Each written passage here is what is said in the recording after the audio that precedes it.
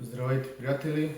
Днес искаме да поговорим за вече много така популярните револвери и пистолети на марката Umarex T4E в 50 калибър.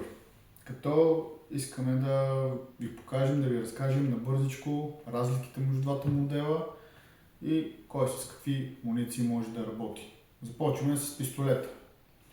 Хубавото при пистолета е, че е доста компактен. Не е така обемист колкото револвера. Работи с стандартна CO2 капсула 12 грамова. Може да си намери навсякъде във всеки един магазин и в нашия онлайн магазин също така. Той събира 6 топчета, зареждат се под цевта, няма резервен барабан. Може да работи както с солютивни топчета, така с гумени, гумено-метални и изцяло нови проектирани хромирани топчета за пистолета. При револвера по същия начин както при пистолета работи с 12 грамова капсула.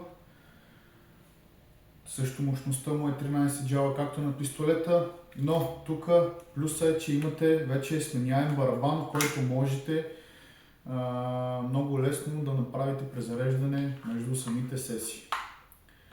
С една капсула, двата модела може да изстреляте по 12 изстрела.